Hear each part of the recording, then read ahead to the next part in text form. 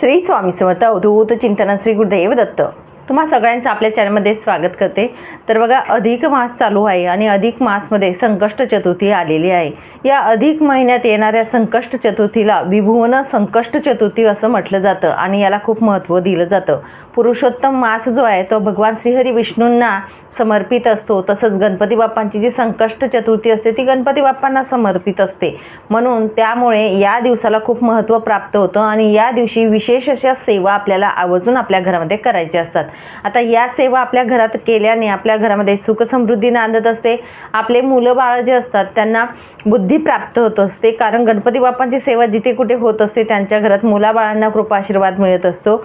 गणपती बाप्पा हे बुद्धीचे देवता आहेत हे लक्षात ठेवा आणि त्यांचा कृपा आशीर्वाद ज्यांच्यावर राहतो तिथे सरस्वती माता ह्या विराजमान असतात। आपल्याला सुद्धा बुद्धीची गरज असते प्रत्येक गोष्टीमध्ये, प्रत्येक कार्यामध्ये।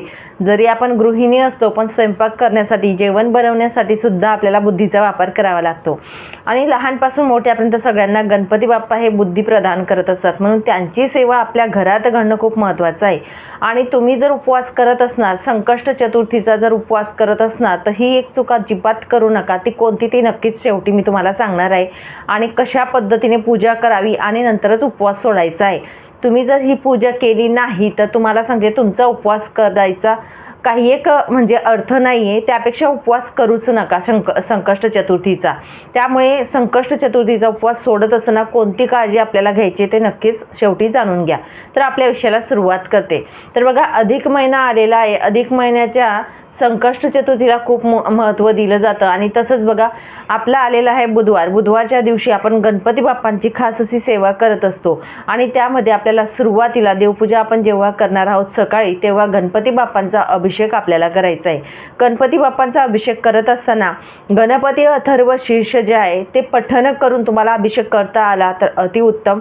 तर गणपती अथर्व शीर्ष तुम्ही म्हणू शकतात किंवा गणपती स्तोत्र म्हणू शकतात। नाहीच शक्य झालं तर तुम्हाला सांगतील ओम गण गणपते नमः किंवा ओम गणाधिपतये नमः, हे दोघी मंत्र घ्या। हे मंत्र म्हणून तुम्ही अभिषेक करू शकतात। अभिषेक पाणी, थोडं दूध अशा पद्धतीने स्वच्छ पाणी परत टाकावं, अभिषेक करायचा आहे। त्यानंतर तुम्हाला सांगेल यथाशक्ती आपल्या देवघरामध्ये विराजमान केल्यानंतर गणपती बाप्पांना हळदी कुंकू अक्षदा वाहायच्या आहेत, फुलं अर्पण करायचं आहे। लाल फूल त्यांना प्रिय असतं गणपती बाप्पांना, म्हणून लाल फूल आपण वाहायचं आहे। आणि तुम्हाला सांगेन नैवेद्य जो असतो तो गुळ खोबऱ्याचा अगदी नैवेद्य ठेवला तरी सुद्धा चालेल सकाळी। तर या पद्धतीने यथाशक्ती पूजा करावी, आरती करावी। आणि त्यानंतर तुम्हाला सांगेल दुर्वा ज्या असतात त्या गणपती बाप्पांना अतिप्रिय असतात, म्हणून 21 दुर्वा आपल्याला घ्यायच्या आहेत। दुर्वांची बंच तुम्ही बनवला, जुडी बनवली तरीही चालेल, काही हरकत नाही। या पद्धतीने बंच बनवा। तुमचे मुलं जर असतील घरात तर मुलांच्या हातात जुडी द्या आणि त्यांच्याकडून पठण करता येईल तर नक्कीच त्यांच्याकडून अथर्व शीर्ष पठण करा। नाही शक्य होत तर तुम्ही पठण करा। लहान मुलं असतील त्यांच्या हातात दुर्वा द्या, तुम्ही पण तुमच्या हातात दुर्वा ठेवा। अशा पद्धतीने तुम्ही अथर्व शीर्ष म्हणू शकतात।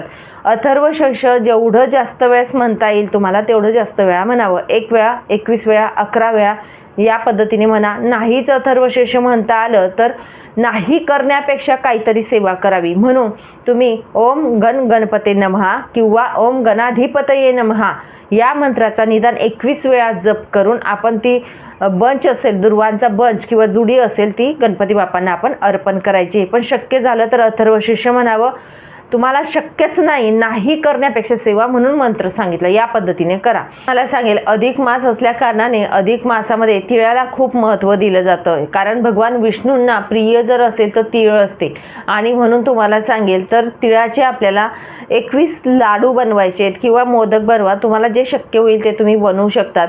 तर नैवेद्यामध्ये संध्याकाळच्या वेळी तुम्हाला आवर्जून सांगेल की गणपती बाप्पांना जी चतुर्थी आलेली आहे त्या चतुर्थीला तुम्हाला हाच नैवेद्य अर्पण करायचा आहे। तिळाचे लाडू बनवा किंवा तिळाचे मोदक बनवा। 21 तिळाचे लाडू बनवून आपण गणपती बाप्पांना नैवेद्य दाखवायचा आहे, कारण तीळ हे विष्णुप्रिय आहे म्हणून आपल्याला हा नैवेद्य दाखवायचा आहे। तसेच तुम्हाला सांगेल संध्याकाळच्या वेळी भगवान श्रीहरी विष्णू आणि गणपती बाप्पा जे देवघरात आपले आहेत त्यांना शुद्ध तुपाचा दिवा अर्पण करायचा आहे, तिथे लावायचा आहे आणि दीपदान हे करायचं आहे। त्यानंतर तुम्हाला सांगेल आता उपवास सोडायचा विधी, जे मी मगाशी सांगितलं। तर बघा, तुम्ही संध्याकाळी जेव्हा आपण उपवास सोडत असणार तेव्हा दिवसभरात तुम्ही उपवास करता चतुर्थीचा, बरोबर. बऱ्याच ठिकाणी अशी प्रथा देखील आहे की नवरा बायको दोघी मिळून चतुर्थीचा उपवास करत असतात. खूप चांगली गोष्ट आहे. आपलं संकट येणारं ते म्हणजे गणपती बाप्पा झेलून घेत असतात किंवा ते निवारण करतात असं म्हटलं जातं, म्हणून संकष्टी चतुर्थी केली जाते. पण जर तुम्ही उपवास करत आहेत आणि आपल्या घरात जर ही चूक घडत आहे, तुमच्याकडून चूक होत आहे, तर तुमचा उपवास करायचा काही अर्थ नाही, त्यापेक्षा उपवास करायचा नाही. म्हणून कोणती चूक आहे तर बघा, चंद्रोदय जेव्हा होत असतो, आता जरी कॅलेंडरमध्ये चंद्रोदय दिलेला असतो, चंद्राची वेळ दिलेली असते, तरीसुद्धा तुमच्या ठिकाणी चंद्र आला की मगच तुम्ही उपवास सोडायचा. चंद्रोदयानंतर अर्घ्य तुम्ही द्यायचा आहे रात्री. बघा आता उद्याचा जो कालावधी आहे, रात्री 10:04 कालावधी देण्यात आलेला आहे चंद्रोदयाचा. पण बघा तुमच्या ठिकाणी जर लवकर चंद्र आला तर तुम्ही चंद्राला अर्घ्य तुम्ही द्यायचा आहे. अर्घ्य द्यायचा, पूजा करावी, अर्घ्य तरी द्या. नाही तुम्हाला पूजा करायची नाही, अगरबत्ती काही नाही करायचं, पण अर्घ्य मात्र द्यायचं आहे. अर्घ्य देत असताना तुम्हाला आवर्जून सांगेल, पाणी आपण घ्यायचं आहे. पाणी घेताना तांब्याचा जो तांब्या असतो तो घेतला चालेल किंवा चांदीचा असला तरीसुद्धा चालेल, जो तुमच्याकडे असेल तो घ्या. तांब्याचा जो तांब्या असेल त्यामध्ये पाणी तुम्हाला घ्यायचं आहे, त्यामध्ये थोडं दूध टाकायचं आहे, त्यामध्ये अक्षदा टाकायच्या आहेत आणि पांढरं फूल असेल तर पांढरं फूल टाकायचं आहे.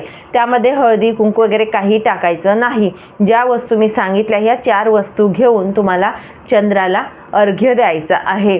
या गोष्टीला खूप महत्त्व दिलं झालं. चंद्राला अर्घ्य द्यावेच द्यावे आणि मगच तुम्ही उपवास सोडायचा आहे. तुम्ही जर चंद्राला अर्घ्य देत नाही किंवा चंद्रोदय होण्याच्या आधी तुम्ही उपवास सोडत आहे, तुमचा चतुर्थीचा उपवास केल्याचा काही फलप्राप्ती तुम्हाला लागत नाही. त्यामुळे तुम्ही उपवास करूच नका असं मी सांगेल. म्हणून संकष्ट चतुर्थीला हा एक मोठा नियम असतो आणि तो नियम पाळूनच हा उपवास केला जातो.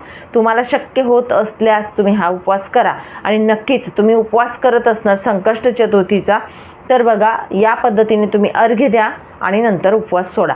तर तुमच्या ठिकाणी कॅलेंडर असेल त्या ठिकाणी बघा कितीला आहे चंद्रोदय काय आहे, किंवा मग तुम्ही बघा टेरेसवर वगैरे किंवा घराच्या बाहेर निघून बघा चंद्रोदय झाला असेल तर तुम्ही अर्घ्य द्या आणि नंतर उपवास सोडा.